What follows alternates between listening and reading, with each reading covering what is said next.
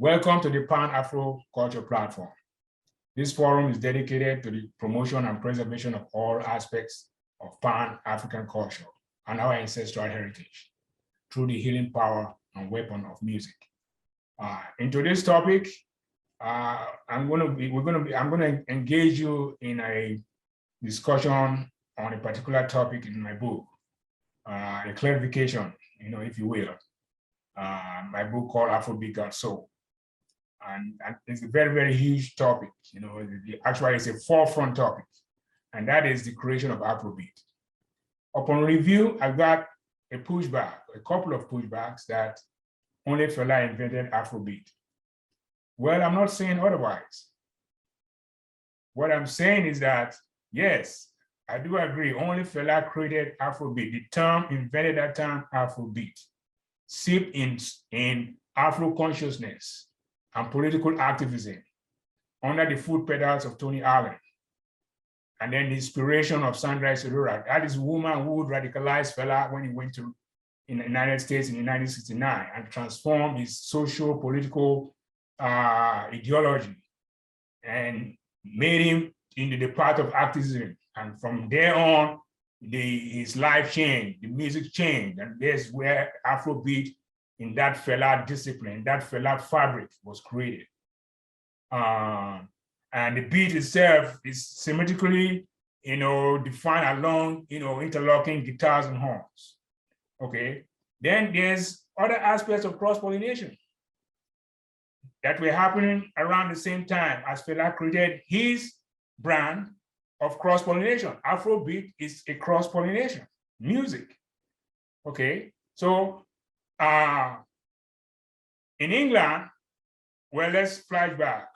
In the 1940s, there was a Nigerian named Ginger Folonshi Johnson who started to experiment with indigenous highlight music, with jazz. He was, experimenting with people like Ronnie Scott and other English jazz musicians.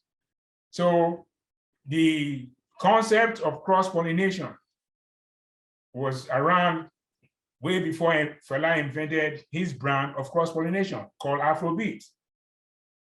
So, and the other musicians and other players and innovators, a whole bunch of them around that time did categorize their own brand, in different names. For example, Osibisa calls theirs crisscross rhythms. Manu Dibango calls his Afro something. There are other musicians that categorize theirs in Afro jazz, Afro rock, Afro pop, Afro funk, psychedelic, Afro, etc., etc. So you have that. And then also there's another guy, why am I saying guy? Legend, named Peter King, who was a contemporary of Fela, himself was playing highlight jazz in England. He also had some stints in Nigeria, and he was doing that also in England. So I cannot talk about cross-pollination and mention only Fela. That would be a disservice. That would just be selling the narrative short. That would be, and then the whole amalgamation of other musicians that cultivated that different disciplines. All those must be told, in a collective. That way we are not selling ourselves short in terms of the historical magnitude of the music to the world and how we are going to portray it from generation to generation. So that is why I have it written that way, where I said, okay, the cross-pollination of music, started, in different, there are three different fronts, three different main fronts, which is the Fela mode, Afrobeat. You have the Osibisa, called theirs crisscross rhythms. Manu Dibango has, called his Afro something. Then there are other mushrooms of different bands and, musicians around the same time. They were just, proliferating the scene, that we all also have to include in that. So by just mentioning Fela, you are just doing a whole lot of limitations. into the magnitude and the portrayal of the music to the outside world. And that is what, I'm not going to do that. So in terms of historical analysis, where you try to, make things, let people view your product, what we are selling, you don't shortchange it, Fela is one of the greatest musicians. As a matter of fact, there are two musicians that, to me, in my opinion, are the two greatest musicians that ever worked with Fela and James Brown. I'm not going to tell you who I think is the greatest. You have to read my book to know that.